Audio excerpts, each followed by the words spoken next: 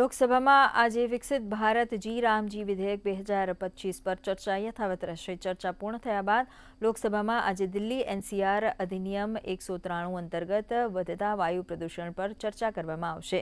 ભાજપના સાંસદ બાંસુરી સ્વરાજ ચર્ચાની શરૂઆત કરશે। આ ચર્ચાના માધ્યમથી રાજધાનીમાં વધતા પ્રદૂષણને નિયંત્રિત કરવાના ઉપાયો પર વિચાર કરવામાં આવશે।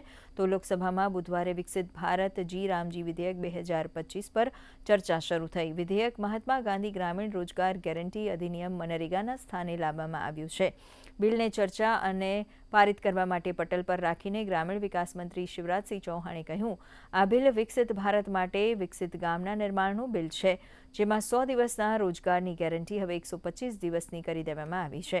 વિધેયક પર લોકસભામાં મોડી રાત સુધી ચાલેલી ચર્ચામાં અનેક સાંસદોએ પોતાના વિચાર રાખ્યા। વિકસિત ભારત જી રામજી વિધેયક પર લોકસભામાં અત્યાર સુધી 58 સાંસદ પોતાના વિચારો રજૂ કરી ચૂક્યા છે। धनराशि से एक तरफ रोजगार के काम बेहतर हो और रोजगार मिले, ज्यादा रोजगार मिले, इसका प्रावधान करने का काम किया। वहीं दूसरी तरफ इस विशाल धनराशि का उपयोग संपूर्ण विकसित गांव बनाने में किया जाए। संपूर्ण विकसित गांव, ये मोदी सरकार का लक्ष्य रहा। माननीय अध्यक्ष महोदय, प्रस्तावित मनरेगा की योजना में ये नाम की बात करते हैं।